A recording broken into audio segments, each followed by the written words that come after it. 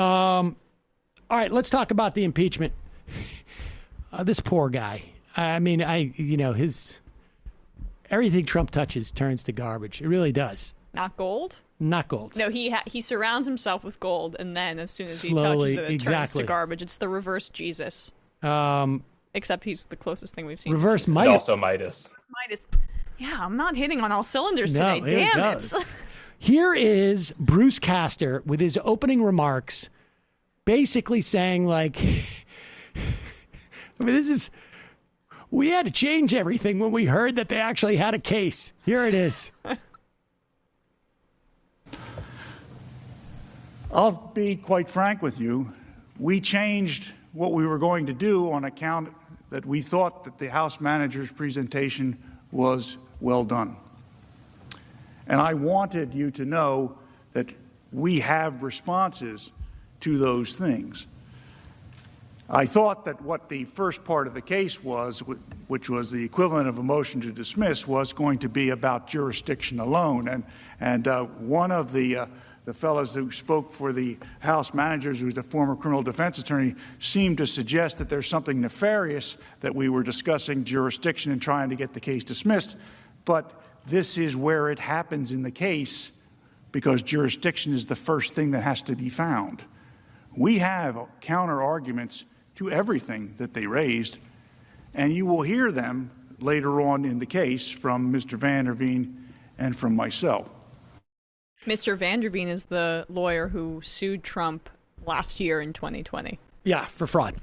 So basically what he's coming in and going like, we screwed up. We screwed up. We thought that we would be arguing one thing, and then they did too good of a job, and we didn't really contemplate like they might have a case. And the so test was on that chapter? Yeah, I just wanted to let you guys know. It's like, sorry, the movie was bad, but we just thought like we wouldn't need to have sound, and batteries ran out when we were recording things and that type of thing. So just want you to know, like, if we had seen the actual film, it would have been really good. This guy goes on. It really is amazing because you keep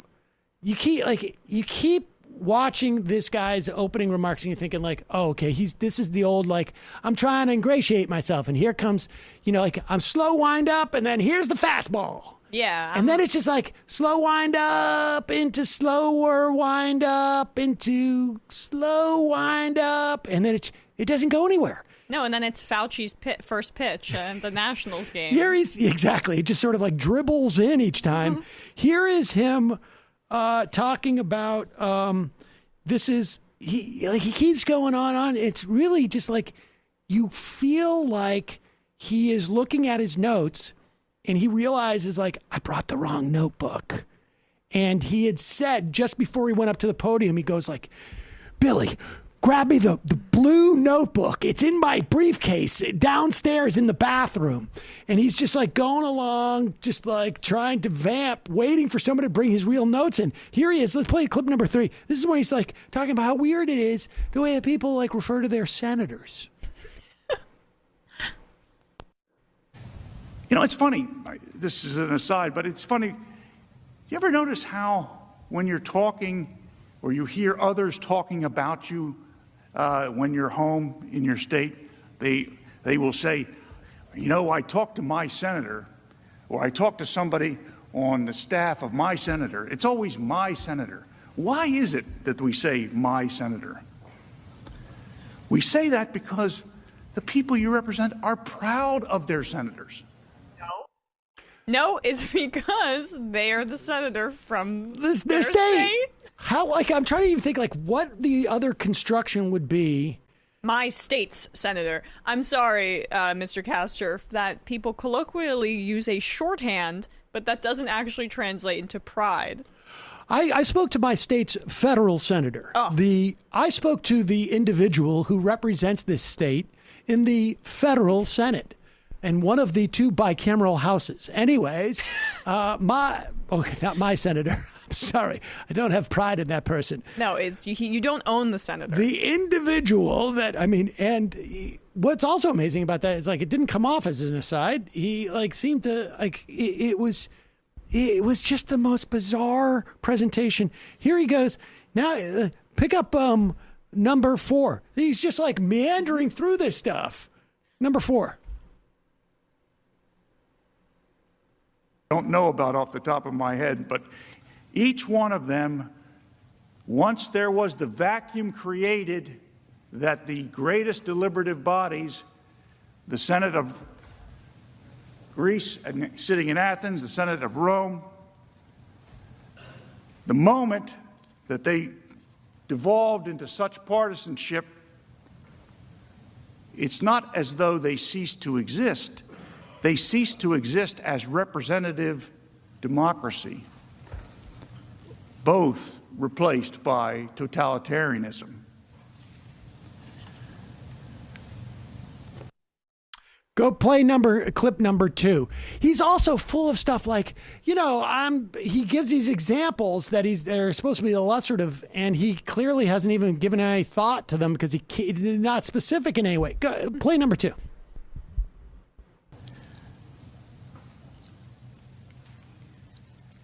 What did I? And lost on my notes. Where am I? Senators of the United States, they're not ordinary people. What? They're extraordinary people, in the technical sense, extraordinary people. What? When I was growing up in suburban Philadelphia, my parents were big fans of Senator Everett Dirksen from Illinois. And Senator Dirksen recorded a series of lectures that my parents had on a record. And we still know what records are, right? On the thing you put the needle down on and you play it. Nobody and younger than. Here's little Bruce, 8, 9, 10 years old, listening to this back in the late 60s.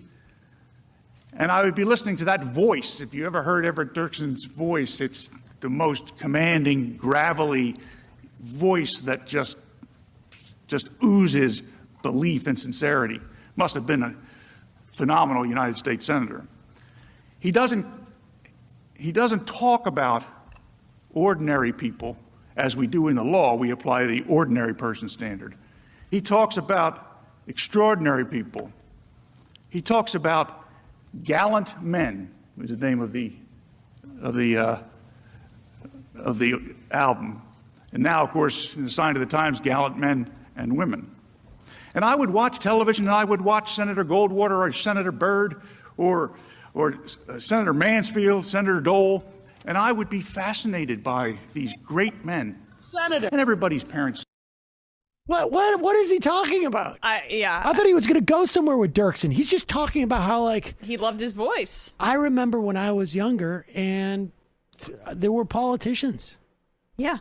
Some of them were really had cool voices, and I would listen.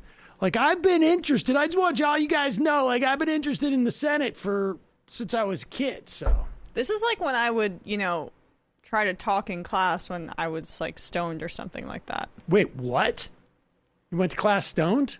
Sometime senior year. It was a bad idea, but I still did well. Folks are listening. There you go. You're saying that he was that Bruce Castor was high on the floor. Yeah, I am.